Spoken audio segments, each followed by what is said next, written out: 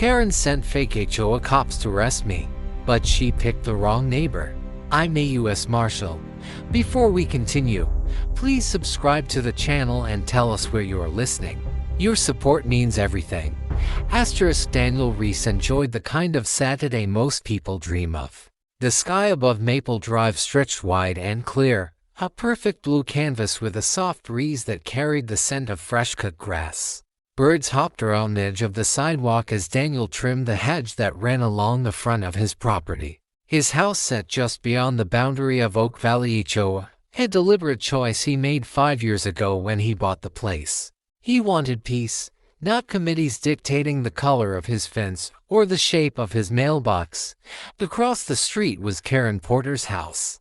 Karen had lived in Oak Valley for almost a decade and treated the HOA like her personal kingdom.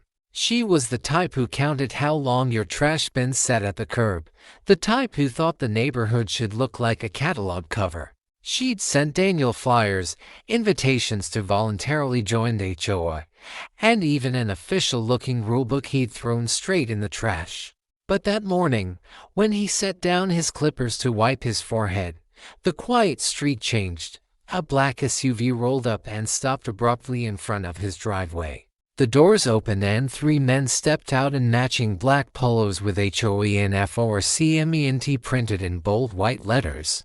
They wore cheap sunglasses and moved with an air of authority that didn't quite fit. One held a clipboard, another had plastic handcuffs dangling from his belt loop. Behind them, walking like she owned the block, was Karen. She wore a pastel cardigan and held her phone like a microphone. "Daniel Reese," she announced loudly, "you've been warned. You ignored HOA regulations, and now you're facing the consequences." Daniel frowned. "Karen, I'm not in your HOA.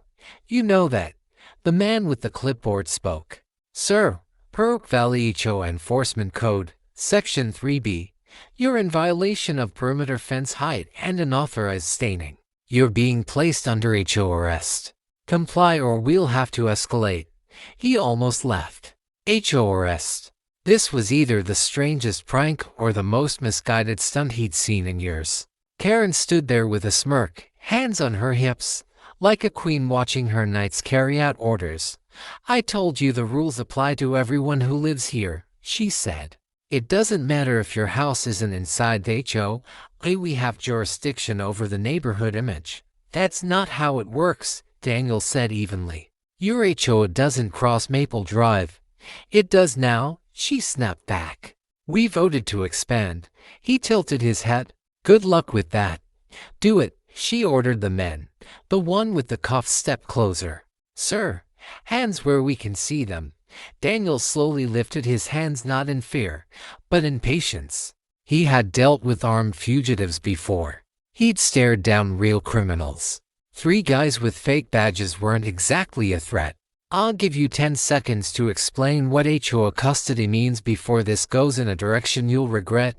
Don't threaten us," the lead man barked. But his voice didn't carry the weight of someone in control. He glanced sideways at Karen. She crossed her arms. "You can't ignore community law, Daniel. This neighborhood has standards." "You mean your standards," he replied. "Call it what you want. Rules are rules." That was when Daniel reached into his back pocket. The men stiffened, but instead of a weapon, he pulled out his wallet. Inside, gleaming in the sunlight, was a gold US Marshal badge. The laughter Karen expected never came. Instead, her smile cracked. "I'll say this once," Daniel said quietly. Impersonating law enforcement is a serious federal offense. Walking up to someone's house pretending to arrest them, that's not neighborhood fun time. That's a felony." The man with the cuffs stepped back. "We were just HOA security." "Security?" Daniel raised a brow. "Where's your license? Training? Legal authority? Or did Karen tell you this was fine?" All 3 looked at her. Karen's posture faltered for the first time, though she tried to recover. "We're authorized representatives of Oak Valley. We don't need actual law enforcement to maintain order." "Wrong," Daniel said flatly. "You do. And now you've trespassed on private property and tried to detain a federal officer." Silence settled on the street. Neighbors peeked through blinds. Someone was recording. Karen's bravado thinned under the weight of real authority. She tried to speak again, but her voice had lost its edge. "Daniel, stop making this dramatic. If you'd just remove your fence and repaint your house like everyone else, none of this would have happened." "I don't answer to your HOA, Karen," Daniel said. "Never have. Never will." The fake enforcers shuffled. One muttered, "She said he was just some stubborn neighbor. Don't back down now," she hissed. But the power in her voice was already gone. Daniel lifted his phone and made a single call. "Stay right there," he told them. "Help is on the way." For years, Karen Porter had ruled Oak Valley like a suburban monarch. Most residents went along to keep the peace. But Daniel wasn't one of them. He represented something she couldn't control, and that infuriated her. Her hands trembled slightly. "Daniel, let's be reasonable," she said. "I'm sure we can work this out without involving them." "You sent fake cops to my house," Daniel said. "We're past reasonable." She turned back to the men. "Say something." "Lady," one of them said, "you told us it was legal." Within minutes, two patrol cars turned onto Maple Drive.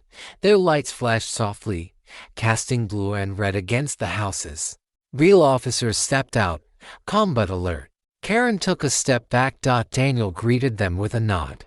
"Evening, guys." These three gentlemen decided to impersonate law enforcement at the request of this woman. They attempted to detain me for violating HOA rules, which, by the way, don't apply to me. "HOA arrest?" the lead officer asked, raising an eyebrow. "Yep." The officers examined the fake badges and handcuffs.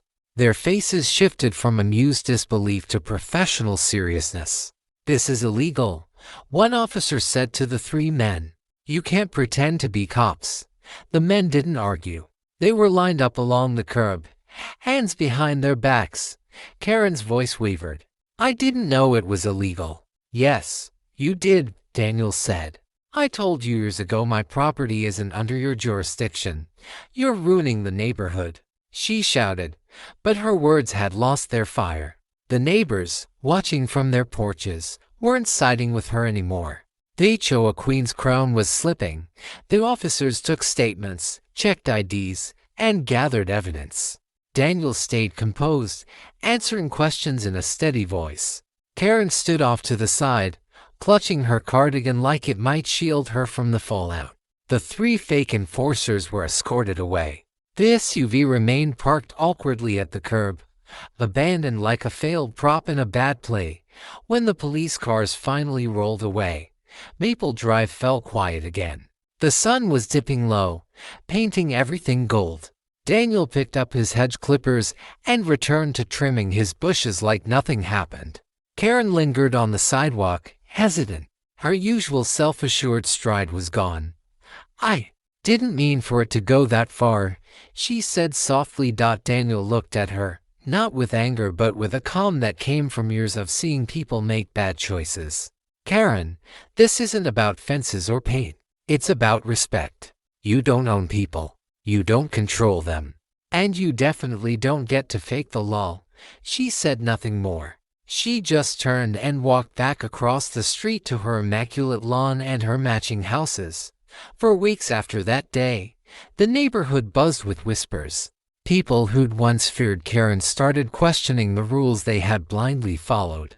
A few even painted their doors bright colors just because they could. Karen still showed up to HOA meetings, but her voice no longer carried the weight it once did. Daniel never bragged. He never told the story like a victory. He didn't need to. The truth had spoken for itself. When new neighbors moved in and asked if the HOA was strict, he just smiled and said, "Not anymore." Karen's little empire had cracked that afternoon. Not because of shouting or fighting, but because reality had walked calmly to the door and shown its badge. Daniel didn't care about power. He cared about living his life without being controlled by someone who mistook authority for ownership. As he finished trimming the hedge, the wind wrestled through the leaves, soft and steady. He couldn't help but smirk. "HOA arrest," he muttered. "That's a new one." Life on Maple Drive returned to its usual rhythm, except now, people felt a little freer. A fence still stood strong on Daniel's property and approved by the HOA, perfectly legal, and completely his. And that was enough.